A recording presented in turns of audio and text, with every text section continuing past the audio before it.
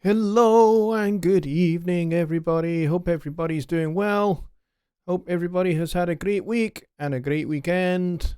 It has been a fun one here, for the most part, apart from today. Today's been a little bit, not necessarily the greatest. I am having a little bit of a reaction to something I probably ate on Friday night. And it's not entertaining. Let's just say that it's not entertaining, and it means we have to have the windows open. I think you get the idea. So anyway, one day notice from Boris back to work. Yeah, ignore everything that Boris Johnson says. He has no idea what he's talking about. He's only interested in one thing, and that is Boris Johnson. So, and anybody that can make Boris Johnson richer. That's it. So, gonna leave it there with that subject. So, welcome to this May the 10th. I think it's May the 10th. Yeah, May the 10th, 2020 episode of Sunday Night Live. I have just a couple of things that we will definitely do that are planned, thought about, and all of that. And then it's pretty much over to you guys to ask your questions. And the more people we get in here, and then the more questions we can have, and the more fun we can have, and the longer I can make the show last. Basically is how it goes. At the moment we have eight people here. We would normally have way more, so hopefully more people will start drifting in as we go through the show. That's certainly what I hope would be the case. Let's see who we do have to start with. Mike Neighbor was the first in the door. Hello, Mike. He says, hey, dude. Good to see you. Kyle is here as well. And Bill Shep is also here. And Mika is here. And Just Bob is here as well. And that's pretty much it. That is the crowd we have. And we've just dropped down by one. So we are now down to 7. So this is going to be the smallest of small Sunday Night Lives, which means this could be a 10-minute show. So, which would be disappointing if that's the case. But yeah, so I didn't really get round to putting up all the ads like I normally do. And for some reason, my emailer is broken. So those of you that are on my email list, you probably didn't get my email that is supposed to go out every week so that you know that there is a show, and it has the nice little fancy countdown timer and all of that. For some reason that is broken, and I am getting on to Kajabi about that tomorrow, and hopefully that will get fixed. So who else do we have? Mark Holly has just walked in the door. Hey Mark, good to see you. Hope you're doing well. He says good evening. Good evening to you too. So I hope everyone is okay and has had a good week. It's been a busy one for me.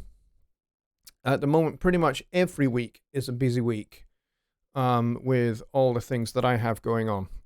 Trying to run a business, working full-time for Personas, and homeschooling my kids as well. It's chaos, pretty much. And somehow I have managed to survive this week without too much drama. And, oh yes, of course, stateside, it is Mother's Day, so a lot of you guys will be honoring your mothers today, which is very, very cool. We've already done that here in the UK, so there is that. So it might be just a short show because of that tonight, so that's absolutely fine. I usually forget about such things. There are things that I forget about. I forget about... there you go. I've forgotten what I've forgotten about. I forget about things like Mother's Day in the United States. I forget about... what's that other one that I regularly forget about? And I schedule a show and it's just like nobody turns up. I can't remember the holiday that it is. The public holiday that you guys have over there that I forget about every darn year. Mika says, well, for one thing on Mother's Day, we won't have the usual bevy of mothers who are Studio One users. Yeah, you got a point there. So it might just be a very small crowd, and that's absolutely fine. We'll make it a short show so that you guys can get back to maybe live streaming, um, you know, doing Zoom chats and that kind of thing with your mothers, and that kind of thing. I've already talked to my mother today. They are not far away. My parents live in Scotland. They are just across the Firth of Forth from Edinburgh. If you look on the map of Scotland, you'll see Edinburgh, and then there's a river. And then north of the river is a part of Scotland called the Kingdom of Fife, and my parents live literally across the river. You can look from their balcony and their back patio right across to Edinburgh. It's amazing. Memorial Day. That's the other thing I usually forget. Memorial Day. Yes. Yeah, because we have our Memorial Day and that kind of thing at slightly different time here in the UK. So, like, we have November 11th. That's when we have remembrance. It's usually we call it Armistice Day if it falls on a weekday. And it's still kind of Armistice Day, but the nearest Sunday to November 11th is Remembrance Sunday. So we will celebrate kind of the 11th of the 11th at the 11th hour on that day every day, and that's kind of our Armistice Day, because that is when the armistice that ended World War I came into effect at that time in 1918. So there you go. Let's see. Mika says, it's really strange. Of all the DAW users I have come into contact with over the years, there are more women using Logic than any other DAWs in my experience. Yeah, that is a fairly accurate demographic, I think. I know an awful lot of fantastic women who are songwriters, who are mix engineers, who are recording engineers. I know several really, really awesome recording engineers who are Logic users when they're not using Pro Tools, because they use Pro Tools in their day jobs in the studios that they work at, and then at home they use Logic. It's an interesting one. That is definitely true. Mike says, my mom wouldn't know what Zoom is. I'm surprised she can use a cell phone, but I love her. She just isn't a technology person. Yeah, that would be the case with some of my relatives, actually. When does the UK celebrate US President's Day? Yeah, we don't do that. But I mean, we have a lot of American expats who live over here in the UK who do celebrate things like President's Day and that kind of thing. So, and some of my band members who were in my band for over 20 years are from America, and they live here in Scotland, and they live in various parts of the UK now. So and they honor all of those kind of things. We actually do Thanksgiving here, mostly because we have so many American expats here that it just kind of makes sense to do that. So that's that. So what I thought we'd do today is I thought that we would this piece of music that we've been working on over the last several weeks, that tonight would be the night that we I haven't mixed it or anything. I've just balanced the faders, so it's basically a rough static mix at the moment. But I figure we've pretty much finished it. So I figured what would be a really good thing is maybe you guys could suggest a title for the song. That would be awesome. And then what I will do tomorrow is I will upload it to my SoundCloud, and you guys can go and download it if you want to. And you can have it for free because you guys helped me shape it. You guys contributed some ideas to it. So, like Mika with the brass falls, which is a great idea. The trumpet and tenor sax falls towards the end of the piece. That was a great idea.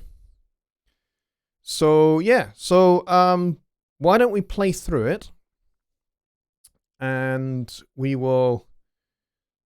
It's only 2 minutes long, so it shouldn't be too much trouble for us to, hang on just a minute, I've pressed the wrong button.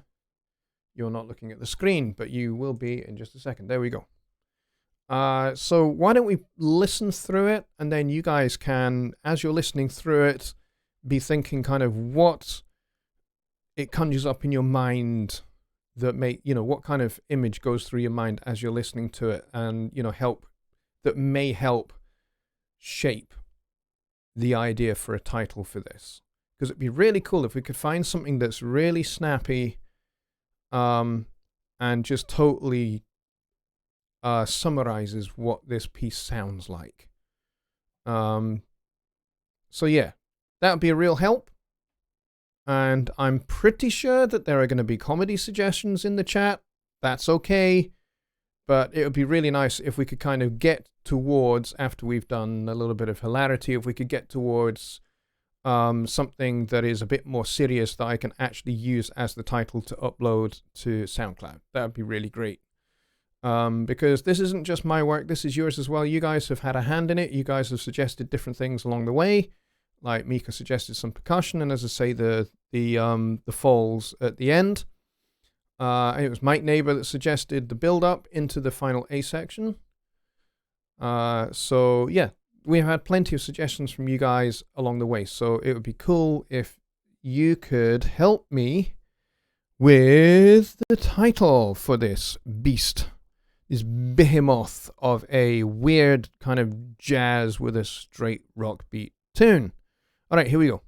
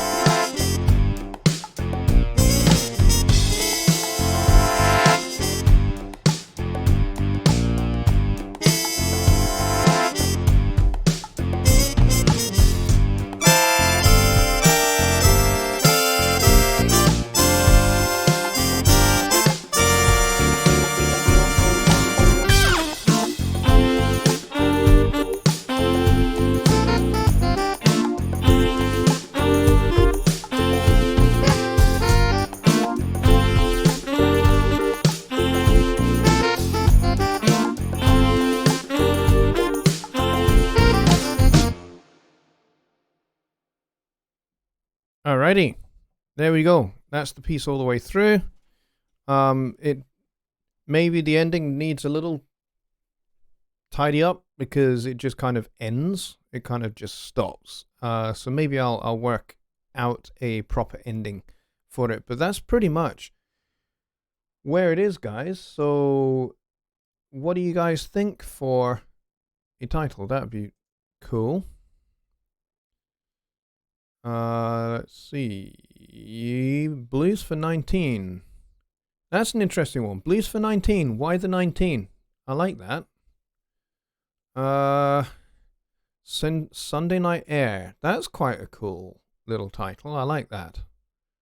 Hey, Michael Johnson. How are you? Good to see you. Welcome to the craziness. We've just had a listen through to our tune. And drum roll and crash for the ending. Yeah, we could do something like that. I'll have to have a look at what loops I've got that fit and drum sounds that I've got that fit that. But that's quite a nice idea. Mika says, I like the smoothing and mixing you've done. Hornfall sounds good. Yeah, I didn't really do very much mixing wise. I just balanced the faders, to be honest. And I haven't really done any EQ or compression or anything like that. And I think it sounds pretty good without a whole lot of that going on. Maybe I'll do a little bit of high pass filtering. You know, maybe something like that. I don't think I need to do a lot with it. Do a Muppet Show ending. I could do, you know, what we in? We are in G minor. I could do a minor version of,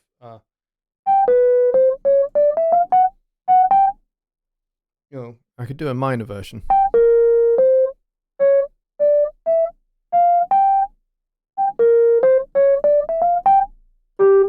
Something like that. I'm sure we could do something like that. That could be quite entertaining for an ending.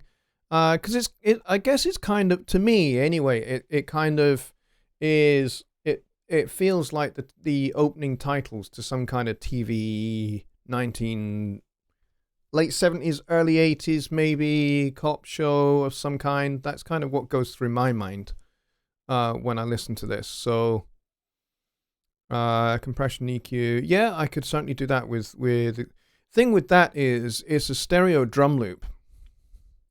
But yes, I could certainly treat as if it were a drum bus and just like work the low end a little bit on the kick drum for that. That could certainly, yeah, I could certainly do that. Maybe a little splash of, I don't know, maybe an EVQ and an 1176 kind of thing going on. That might work quite well. Just kind of treating it like a drum bus. I'm not really thinking parallel compression. Don't think we need any of that, to be honest, because I think the snare drum in particular, has quite a lot of punch already. So, but you're right about the kick drum. It is a little bit flabby, so it could do with kind of girthing and rounding and bringing out some of the punch of the beta, if at all possible. I'll have to have a play around and see what I can come up with. But yeah, so my plan is tomorrow to upload this, and I will put it in the HST songwriting group. If you're in that group, if you're not, go join it, and I'll put a link up there. But I'll also put it into SoundCloud as well. So, just search for Jonny Lipsham Studios in SoundCloud, and then you should be able to see it. And then I'll make it downloadable so you guys can just go and get it. And you can have it for free. Excuse me. But yeah, I will be copywriting it, obviously. And we're into double figures for viewers. We have 11 people, which is nearly a cricket team. 12 people, there we go. 12 people watching here. That is a cricket team with the 12th man as well. Some passive EQ, yes. Passive low end, yeah. I could certainly, definitely do that. I agree with that as well. Alrighty, so anyone else got any ideas for a title for this tune? I like the mixing suggestions. Just Bob says, how about hipsters and lipsters as the flow goes? That's quite funky. That's quite a funky title. That's a lot of fun, that one. Yeah, anyone else got something else? I quite like Kyle's one, Sunday Night Air. Night Neighbors is quite a cool one. Blues for 19. I'd love to know what the 19 signifies. But yeah, blues. It is kind of a bluesy kind of thing, but to me it's kind of a little bit of a cop thing as well. I suppose it COVID-19. Of course. COVID blues. Blues for 19. Yeah, I like that. Kyle says, Cassiopeia Files. Ooh, that's cool. Cassiopeia. I don't know why, but I don't know why that makes me think of tapioca, but there it is. But yeah, I like Kyle's title as well. Cassiopeia Files. That's cool. Because that kind of gets that whole cop show thing over, and the name is sophisticated as well, which kind of is quite evocative of the music. It's, you know, it's kind of simple yet sophisticated. It walks that tightrope, which is cool. So yeah, I like that. Cassiopeia Files. All right, so here's the deal. All 13 or 14 of you that are here, if you like Kyle's Cassiopeia Files title, say yes in the chat. Because I quite like that one as well. So if you guys like that, then... Oh, flies. Sorry. Files. Yeah, I'm... Okay, Cassiopeia Flies. Cassiopeia Flies, yes. If you guys like that, hit yes or say yes in the chat. You can't hit yes. There's no yes button. So you have to say yes in the chat. Mika says yes. Cassiopeia Flies. Michael Johnson says yes. So that's 2 votes for Kyle's title suggestion. James Geo. Hey, James. Good to see you, buddy. He says yes. You know what? I don't normally vote on my own things, but I'm going to. I'm going to say yes as well. And Bill says yes. So we have 1, 2, 3, 4, 5 yes votes out of 14. We almost have a majority. Almost. Just Bob says yes. That is 6. And we got like 13 people here. So I think that is carried. I think that's what we're going to call it. Cassiopeia Flies. So what we're going to do is we're going to go over to the song.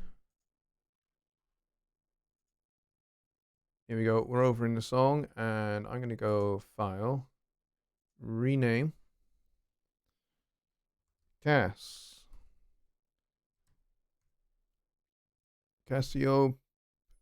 How did you spell it? Cassiopeia.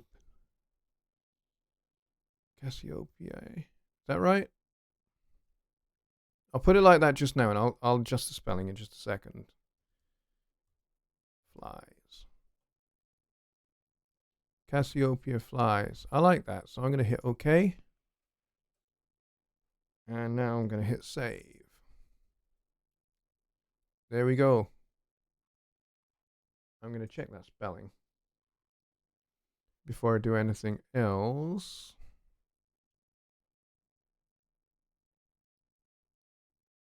Just Bob said I'd vote for mine too. Mark Holly says I'm on the shelf. Mika says vote early and often. Yes. That's very funny. And Bobby Booth is here. We were voting on a title suggested for the piece that we've been working on for the last several weeks. And we played through it. And Kyle came up with this great title. And it's Cassiopeia. E-I-A. Okay. Let me go correct the spelling. Rename.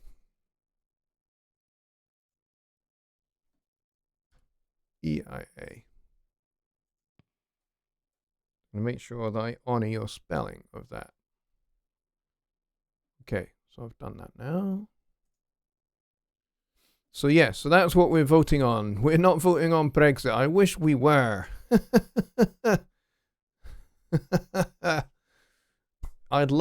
Personally, would love a rerun of that. Because frankly, I think all sorts of dodginess went on there. But yes, I think we have a majority for that, so that's cool. But yeah, hey Bobby, I'm glad you're here. So yeah, that's what we're voting on. We got 16 people here now, which is awesome. So we've played through the tune,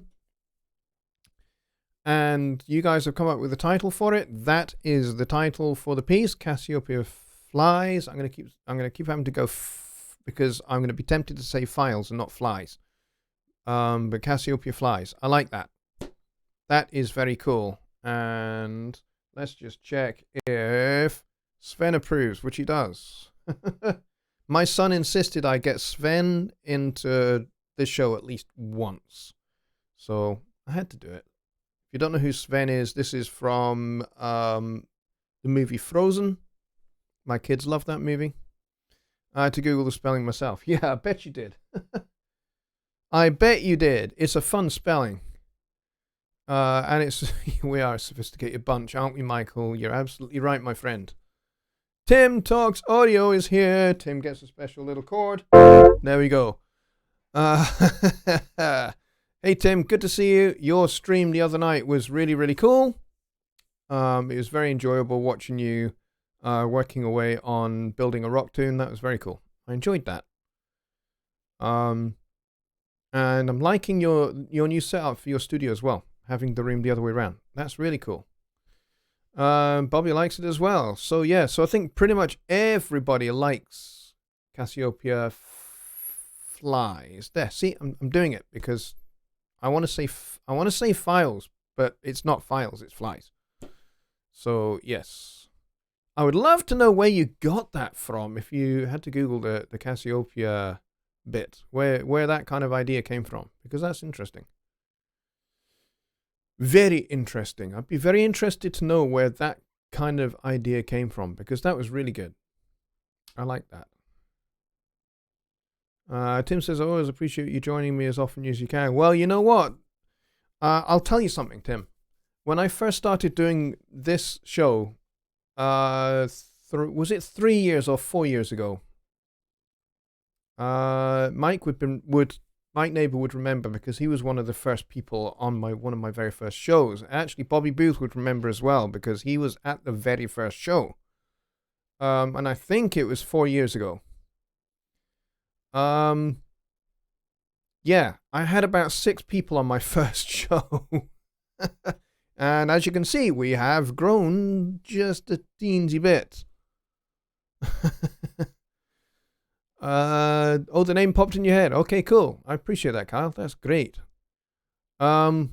Yeah, I had like 6 people on my first show, and it was very, very, very low resolution. You can go back. I've got a whole playlist called Sunday Night Live, and you can go back and you can look at the first few shows, and I had really, really awful internet back then.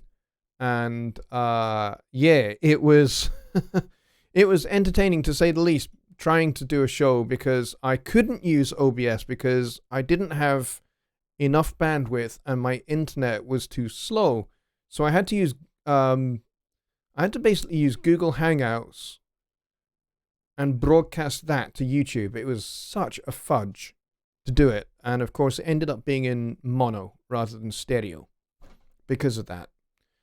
And then I moved here 2 years ago, and now I have internet that's 1,000 times faster than what I had before. And of course I can use OBS now, and everything looks really, really great, and everything sounds really great. But you know, the way I use OBS is actually really, really straightforward. I don't have a lot going on compared to Jonny. Jonny has loads going on in OBS. He has loads of little interludes and stuff like that. I don't have any of that really. I just have the intro music, the camera view, which you're looking at now, and then I have the Studio One view, and then I have the outro, and that's it. It means I only have to click the transition thing in OBS like twice max, and then the only other thing I'm having to do is switch between this view and the Studio One view, and that's it. It's nice and simple, and it means I'm not having to think too much, which is bad for me, because if I'm having to do a lot of thinking, then my mouth stops working. It's really funny how that works for me. So yeah, let's see. Tim says, I think you do a great job. Well, thank you very much, mate. I really appreciate that. That's very kind of you to say so. Bobby says, JL has come a long way. Yeah, Bobby was on my very, very first show. And those of you that have been here since those first few shows, like Bobby has, you will have seen how my show has developed and how it's grown, how it's grown over the last 4 years or so. And actually how much better at this I am. Like, just in the last year, I've learned to pay much more attention to you up here, the camera up here, rather than what's going on the screen. Because too often I can be looking over here and talking to the screen rather than talking to the camera.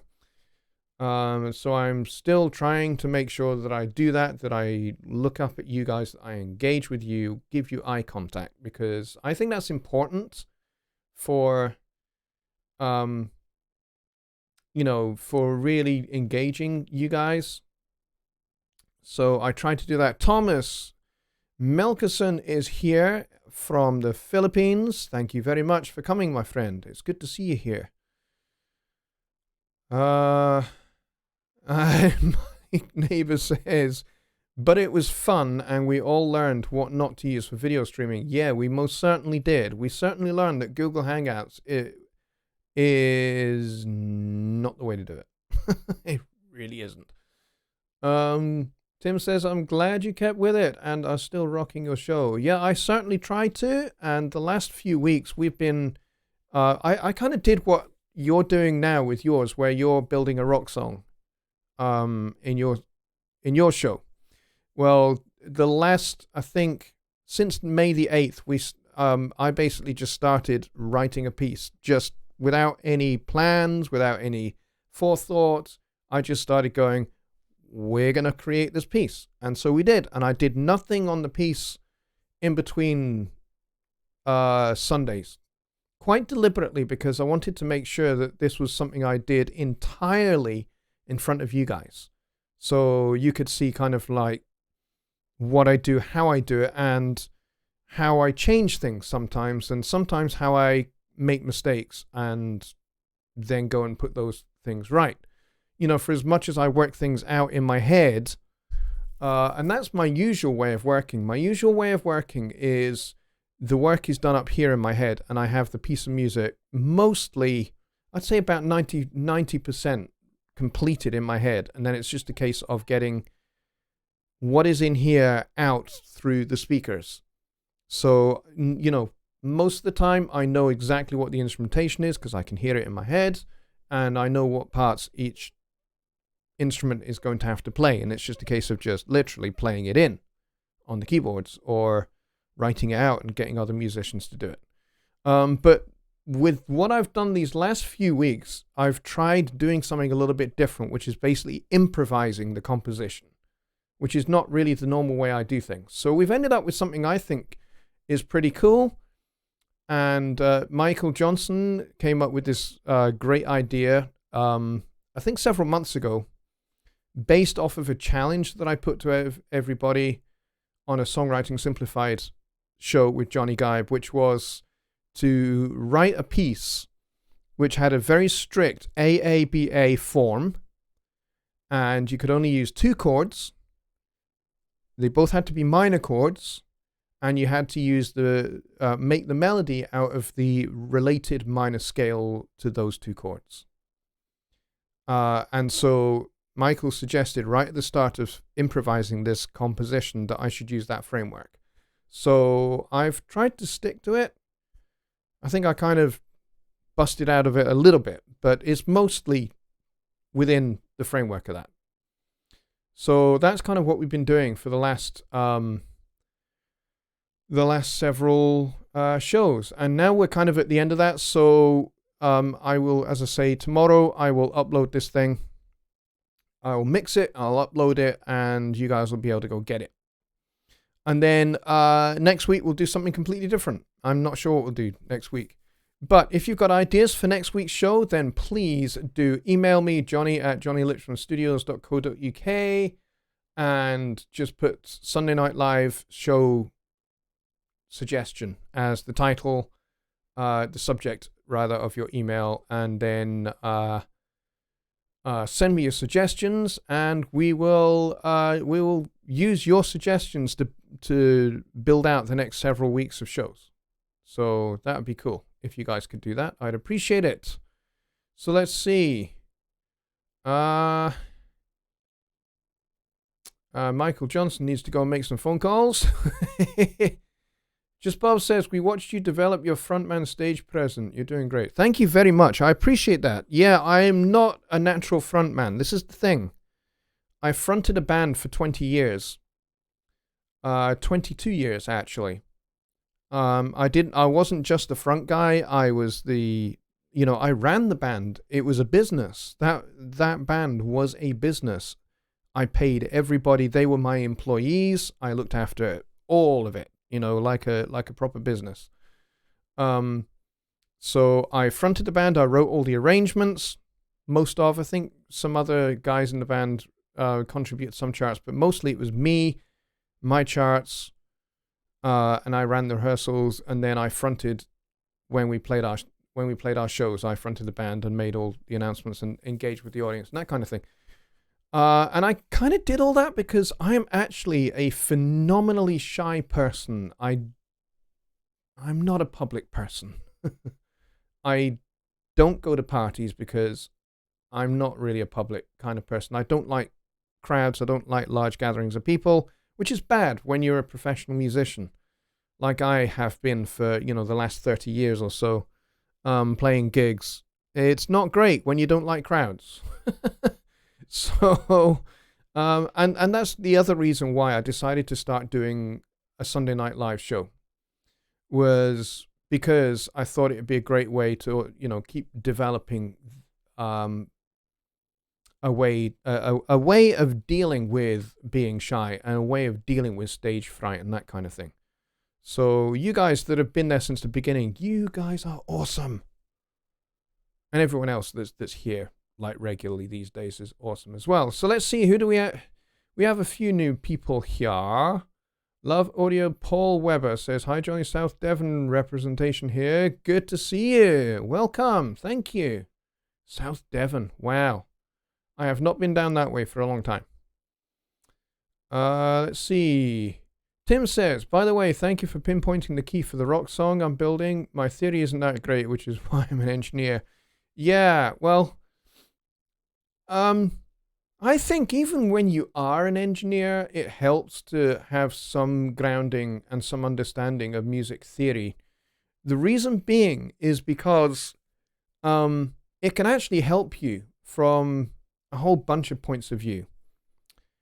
Especially if you're recording. When you're in that recording phase and you are the recording engineer, if you've got some understanding and some grounding in music theory, you can identify things like if the song is maybe a little too low for the vocalist, even if the vocalist has actually written the song, they may well have written it a little too low for them.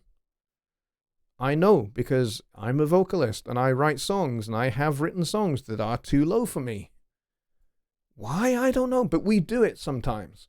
And so it's great when a recording engineer that, has some sense of pitch, and some sense of, understanding of how melody and harmony works and all of those kind of things, and just say, hey, I think it might be a good idea if you take this song up a half step. You've written this song in E, so maybe shift it up into F, and it may actually enable you to sing it easier. And you know what? You've just instantly done something that can really engage with a vocalist. And you set them right at ease. And then when you hit record, you get the best performance out of them. And it can be a real surprise to them. And it's a win for you because you capture something that's epic. And then when you go into mixing, you've captured a great recording. That makes it easier to mix. And then you pass that along to the mastering engineer, and the mastering engineer goes, wow, what really great performances. And really well mixed. It means I don't have to do very much apart from just turn it up. Job done. So yeah, music theory can be really, really helpful. And also pointing out when something is out of tune. Like, when guitar strings are out of tune. And it can be tricky. Those kind of things can be tricky. But you know what? You can learn those. You can learn those things. It's not that you are somebody that either has perfect pitch, I happen to, or you don't. Most people, I would say a good 90% of anybody that is actually vaguely musical is going to have some degree of what we would call relative pitch. What is relative pitch? Relative pitch is, let's say I play this D, and then I play a note below it, like this one. Well, if most people can, when they know that that is a D, they'll be able to identify that that's an A because it's related. So they will work out the relationship between those two notes, and they'll be able to work out that the second note is an A. Or likewise, if I play this D and then play, well, that's a major third up. So you'll be able to work out that that's an F sharp. So most people can do that, and that's not that complicated to learn. Even if it's not something you can do, it's not that hard, not that complicated to learn. You can learn it. It's a skill you can learn. But yeah, these kind of things can be learned, and they are so useful.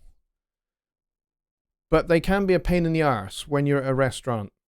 I'll tell you a little story of when it can be a pain in the arse when you're in a restaurant. This goes back about 15 years. My wife and I had just got together. Literally just got together, right? We just started going out. And it was Valentine's. And there is this, or there at least was, it isn't there anymore, but there was this absolutely gorgeous Italian restaurant down in town in Edinburgh. And we went there, and it was Valentine's. We managed to book a table. The whole place was booked out really, really fast, but we managed to get a table. So we went, and they had a string quartet. And here's the thing, our table was right next to this string quartet. And I was really enjoying the food. Food was glorious, and the company obviously was glorious because I was with the woman that I was now going out with, and we were very early in our relationship, and it was great. But there was something that was really, really troubling me, like almost completely distracting me. And that was, I think it was the A string on the viola player's viola was just a tiny bit sharp. And it was annoying me to the point where I was being distracted, and I just wanted to go get up from my table, walk round to where they were, and just tap the viola player on the shoulder and say, look, your A string is a tiny bit sharp. Can you adjust that, please? I didn't, because that would have been mortifyingly embarrassing for my now wife, and we wouldn't have got married, and I wouldn't have this fantastically large room, and I wouldn't have my two wonderful kids either. And we wouldn't still be together nearly 15 years later. But that's when it can be uncomfortable because this A string being sharp was like somebody drilling a hole in my head. It was really, really annoying. So yes, it can be a trouble. So there you go. John Lakes here says, stoped in for a pint. I think you mean stopped. Is this the right place? Of course it is, so long as you're buying. Let's see. Tim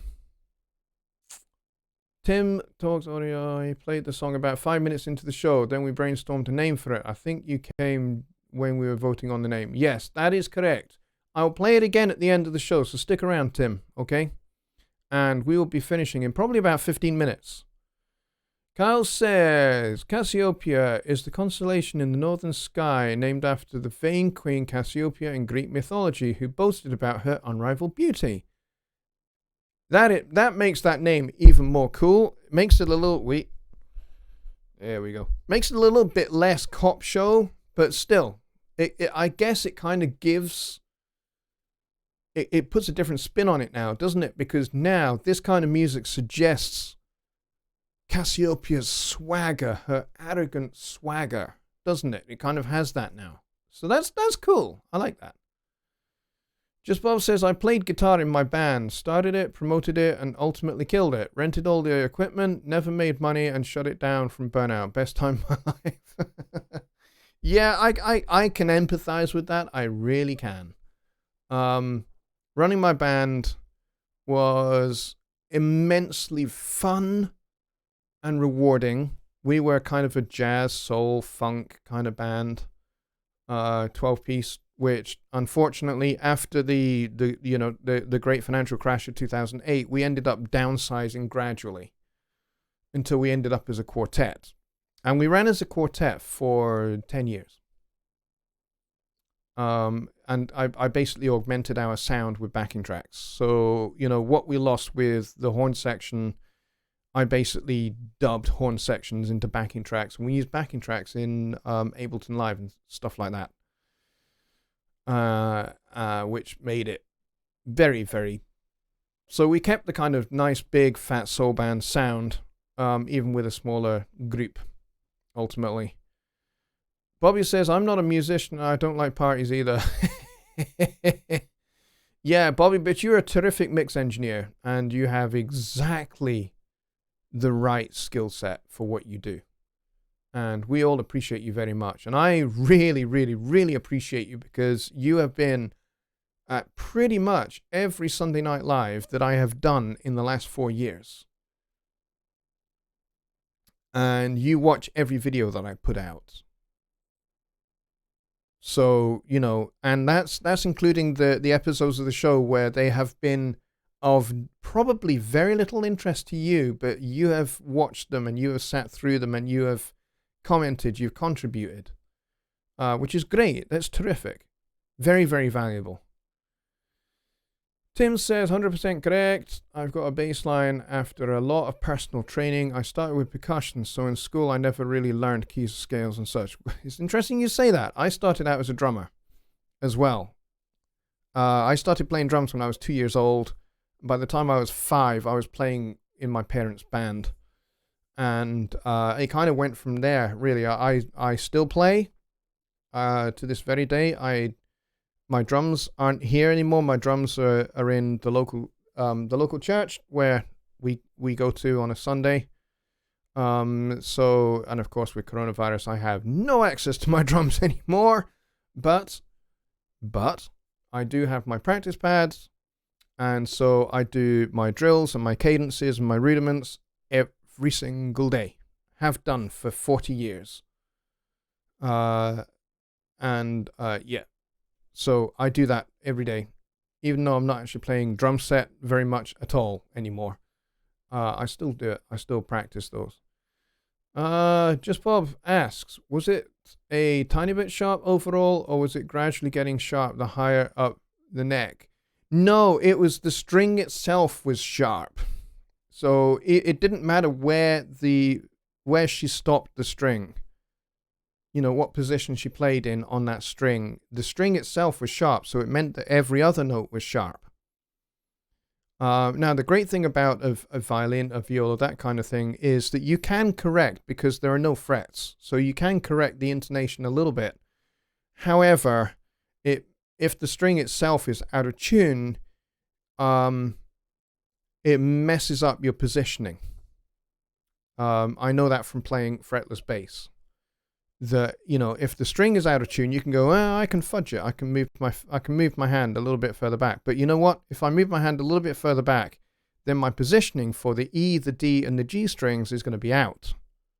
It's not going to be the same, and so I can be less accurate on the other strings. So yeah, that can be a problem. Tim says I'm here to hang, which is great. I'm glad to have you, and this is a really good place to hang out, and there's lots of really great folks in here, and you know what? You can always ask any questions that you may have, but Tim, I suspect you won't have that many. Dwayne says, hi Johnny, way late, but want to give you the light. Well, thank you very much, Dwayne. I appreciate it a great deal. Thank you so much. I'm glad you're here.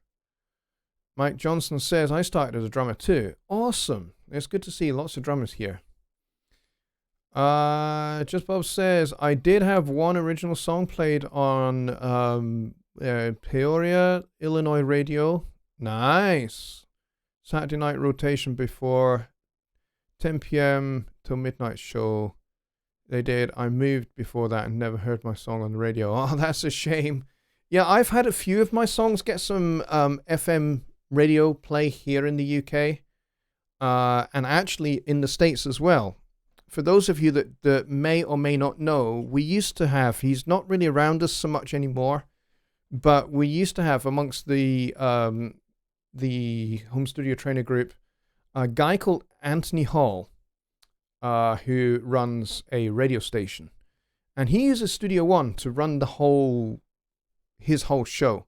And he had me and Jonny Gibe on separately. We both did featured episodes together. Well, not together, separately. But so Jonny did a featured episode where the episode was of Tony's show featured Jonny and Johnny's music. And then Tony did a show with me. He interviewed me and played some of my tunes. And then my tunes were put into rotation. They're only meant to be in rotation for, I think, 10 days. And then they decided that because they were really popular with their audience, that they wanted to keep them in permanent rotation. And then, of course, this show has been syndicated internationally now. So my songs are in rotation in 10, 15 different countries now as a result. So it's really cool. And it means I get royalty checks out of it, which is great. But yeah, and I've had productions that I've been involved in as producer and as an arranger. A lot of my arrangements get played on the radio, which is nice. Arrangements I do for recording artists, they get played quite a bit, which is nice. Yeah, I'm sure it would have been nice to hear it. It's always nice to be able to be, driving your car down the road and then your song or a production that you've been involved in comes on the radio. And you get to hear what it's like from the end user experience, which is, it's weird, but it's nice. I like it. BMI is paying early again. Yes. Only have one play. I've only had FM play one time from a college station. Yeah, unfortunately, radio plays don't really pay that terribly much, unfortunately. All right, so we've got about 5 minutes left of the show. Tim, if you're still here, please let me know. And I will close out the show by playing the tune, if you're still here.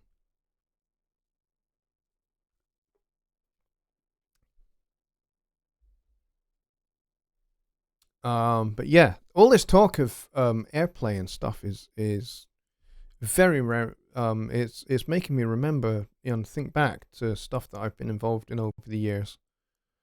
When I was based in London for 12 years in the late 90s, early 2000s, which, as you can hear, kind of made a bit of a mess of my accent, I'm afraid. So my accent's kind of mostly Edinburgh, but there is a little bit of Southeast London thrown into it, mate. Know what I mean? That I will probably never, ever be able to get rid of. All right, Tim is here. All right, so we've got 3 minutes left. So I think we should go back and we should play the show. Play the show? Play the tune. Play the tune, and I'll try and introduce it kind of FM radio announcer style if I can. Mika answers, thanks for the conversation. You are very welcome. Good night to you, Mika. Take care. All right. Just post says, my bandmates heard it, my friends heard it, but not me. Oh, no. Oh, that's a shame. That's gutting. I'm sorry to hear that. All right, so let's go over to the Studio One screen. Here we go. And I'm going to play it from the top. So here it is for Tim and for everybody else in the chat. This is Cassiopeia. See, I can't even bloody say the first word now. Take 2 and action. So here it is. Cassiopeia flies.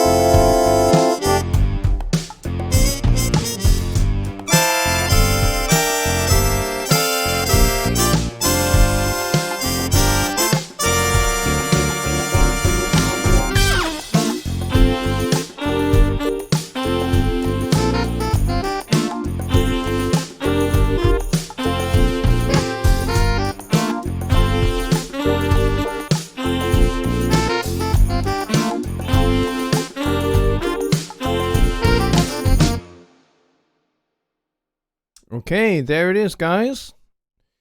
Somehow the crescendo trombones got changed to regular trombones. Sorry about that.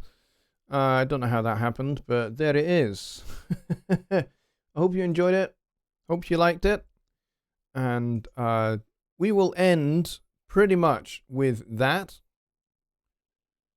Let's see what you guys are saying here. Good night, all. Stay safe and well wishes to all herein, says Mika. Thank you very much. This tune feels like Malibu. That's interesting. I like that. Ocean drinks and bikinis. Yeah, I kind of get where you're going with that. But we don't want to picture you in a bikini. Yeah, that's kind of what I was kind of thinking. I guess I was kind of thinking Miami rather than Malibu. And yeah, that kind of whole detective thing, I guess, was kind of what was going in my head. But Cassiopeia Flies is the name of the tune, and I'm going to have to keep saying that to make sure that I say it correctly. So thank you very much for your chat. Thank you very much for your contributions to this piece, because a lot of what went into this, Tim, because you've not been here, a lot of what went into this was suggested by folks that were in the chat. Because this was pretty much entirely improvised week by week. We just built it, you know, as we played through what we had, and I started hearing the next things in my head, I would start to put them in, and folks in the chat would suggest things, and so we built it out of that. So it's worked out really, really well, and better than I expected. I'll have to admit, I didn't think it was going to turn out quite so well, and I did think at one point that I was possibly going to have to abandon because it just kind of didn't sound that great. But it's ended up being really, really cool, and the little melody line is quite a catchy little melody line, so that's worked out quite nicely.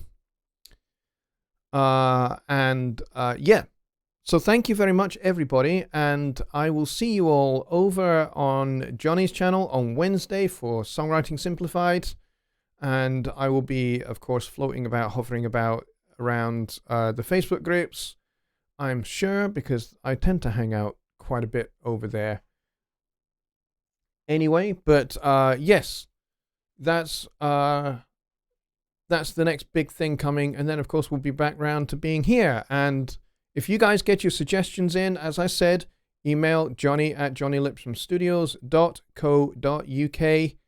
I will take your suggestions, and they will form the basis of the next several weeks worth of shows. So if you want a subject covered, get your email into me, and it will get covered in an episode of Sunday Night Live. So if you've got a burning issue, a burning question that you want dealt with, or something that you want demonstrated in Studio One that you want to make a feature of the show, email me and I will get it in. And that way we can make this show more about you guys and what you guys want, rather than me trying to come up with ideas of what I think you might want, because I could be well, wide of the mark. Whereas if it's coming from you guys, then I know that what I'm going to be covering is what you guys are going to be interested in. So please do that, and I will see you all on Wednesday. Good night. Hit the right button. There we go.